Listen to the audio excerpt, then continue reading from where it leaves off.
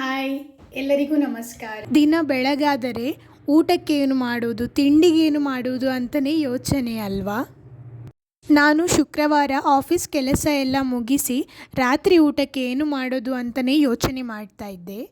ನಾವು ಸಾಮಾನ್ಯವಾಗಿ ಶನಿವಾರ ಅಥವಾ ಭಾನುವಾರ ತರಕಾರಿ, ಮನೆಗೆ ಬೇಕಾದ ದಿನಸಿ ಪದಾರ್ಥಗಳನ್ನು ತರಲು ಹೊರಗಡೆ ಹೋಗುತ್ತೇವೆ.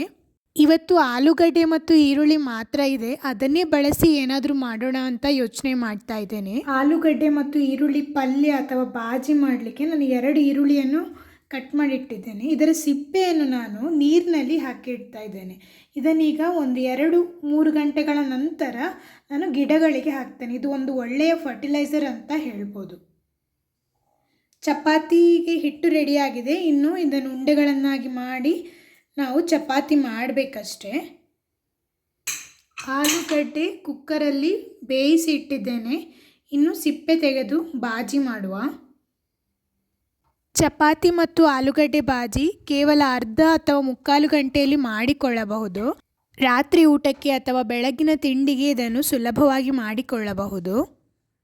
ಮೊದಲಿಗೆ ಬಾಣಲೆಯಲ್ಲಿ ಎಣ್ಣೆಯನ್ನು ಹಾಕಿ ಸಾಸಿವೆ, ಉದ್ದಿನಬೇಳೆ ಹಾಗೂ ಕಡಲೆಬೇಳೆಯನ್ನು ಹಾಕ್ತಾ ಇದ್ದೇನೆ.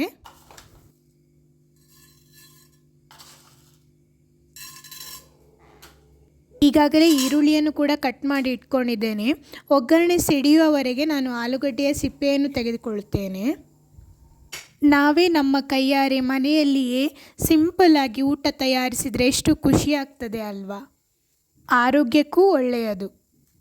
ಒಗ್ಗರಣೆ ಸಿಡಿದ ನಂತರ ಬೇವಿನ ಸೊಪ್ಪು ಹಾಕಿ ನಂತರ ಈರುಳ್ಳಿಯನ್ನು ಹಾಕಿಕೊಳ್ತಾ ಇದ್ದೇನೆ. ಜೊತೆಗೆ ಖಾರಕ್ಕೆ 1 ಹಸಿಮೆಣಸು. ಚೆನ್ನಾಗಿ ಮಿಕ್ಸ್ ಮಾಡಿ ಈರುಳ್ಳಿ ಚೆನ್ನಾಗಿ ಬಾಡಲಿ.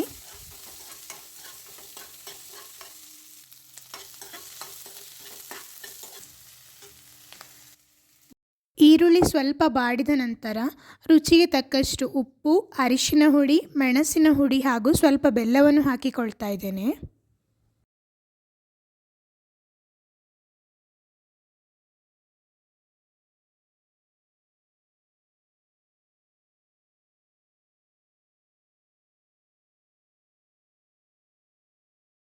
ಈರುಳ್ಳಿ ಚೆನ್ನಾಗಿ ಬೇಯಲು ಸ್ವಲ್ಪ ನೀರನ್ನು ಹಾಕ್ತಾ ಇದ್ದೇನೆ.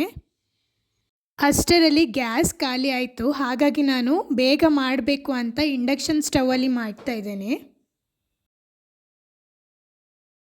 ಇನ್ನೀಗ ನಾವು ಸಿಪ್ಪೆ ತೆಗೆದು ಪುಡಿ ಮಾಡಿರುವಂತಹ ಬೇಯಿಸಿದ ಆಲೂಗಡ್ಡೆಯನ್ನು ಇದಕ್ಕೆ ಹಾಕಿಕೊಳ್ಳೋಣ.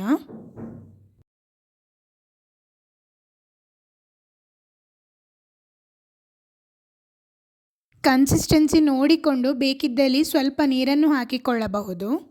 1 ಟೇಬಲ್ ಸ್ಪೂನ್ ಆಗುವಷ್ಟು ಕಡಲೆ ಹುಡಿಯನ್ನು ನೀರಿನಲ್ಲಿ ಕರಡಿಸಿ ಅದನ್ನು ಕೂಡ ಇಲ್ಲಿ ಹಾಕಿಕೊಳ್ಳಬಹುದು.